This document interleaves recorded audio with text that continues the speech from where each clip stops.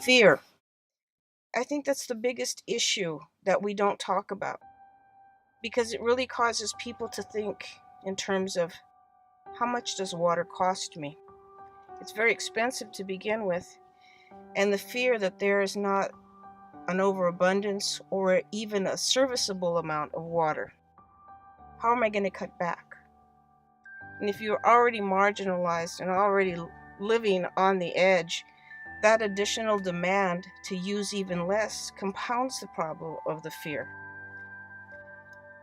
For the most part, the seasonal workers, those people who are itinerant, farmers and farm workers, are the most impacted because they have the least seniority and the least tangible evidence of any other kind of life and job opportunity. So those people are the last to be hired and the first to be fired, even when you look along the farm worker population.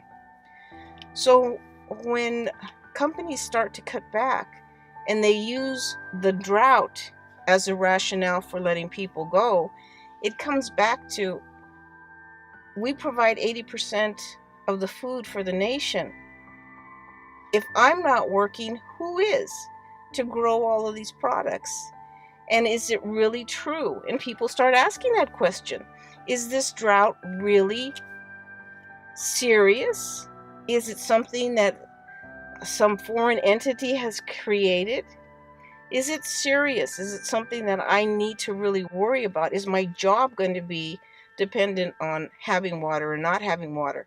And what we've seen is, it is a serious issue. Look around and look at the number of areas in farmland that's gone fallow. Sí nos afectó mucho la sequía, nos ha afectado bastante. Y mire, siquiera que tenemos unas almas caritativas que vienen y nos regalan comida. Bendito sea Dios.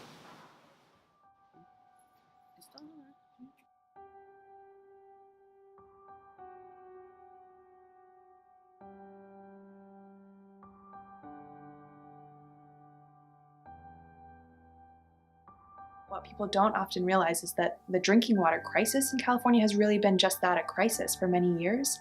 And in some ways, having the attention focused due to the drought on this huge crisis of unsafe water, or in some cases no water at all in small rural communities, is an opportunity for us to really leverage change and to push and promote solutions to these drinking water challenges.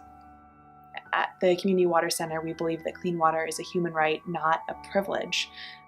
And yet, in California in 2015, there are over 350 small communities that on a recurring basis lack safe water. So we're really dedicated to working to make sure that there are community-driven solutions so that all Californians, no matter where you live, have access to safe drinking water. And then in some cases, it's resulting in complete household water loss. So we're now starting to see really acute impacts because of the drought, where if you want to make coffee or wash your dishes or flush the toilet or even wash your hands, you have to have a bucket or a bottle of water nearby because there's no running water because you're on a private well and your well has run dry.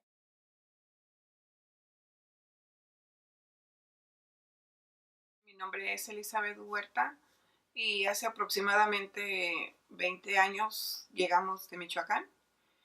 Y cuando nosotros llegamos aquí, casi por donde quiera que volteabas a mirar era puro verde. Ya no los están cosechando porque por falta de agua. Pero de todos modos, ¿para qué te alcanza el cheque? Nada más para comprar, para la cuidar del niño y para lo del raite. ¿Qué te quedó? A ti no te quedó nada.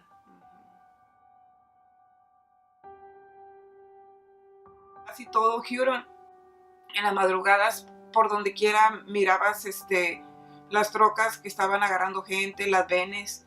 Nada más en el Chevron casi es donde está, y es muy poca las trocas que están esperando a la gente porque pues ya trabajo no hay, la gente se está saliendo de de aquí porque pues están yendo para sus lugares de, pues como para México más bien, porque como no hay trabajo aquí, y pues tienen que salir retirado a trabajar. They hate the idea of not having enough work because there isn't enough water available for these people. And they've looked at other ways and are trying to think of other creative ways to keep people working and engaged. But there's only so much creativity that can go around. There's only so much technology. Pues sí, ahorita no nos están dando agua. Mi decisión de nosotros fue quitar nuestro zacate, dejarlo morir realmente porque estábamos en el dilema, echamos agua y nos dan un ticket de $500. No más swimming pools, ¿no? Yo voy a tener que fijar, yo voy a querer que fijar tu water slide. No more water slide. No, we'll get big fine. But what if you're so scared and so fearful that you're not willing to speak up for your grandchildren? Are you going to let that type of fear paralyze you so that your children's children are in that same situation?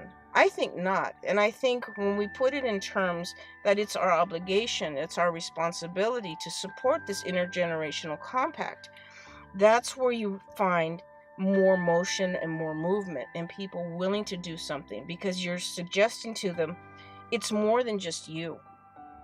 It's more than just me. It's all of us together.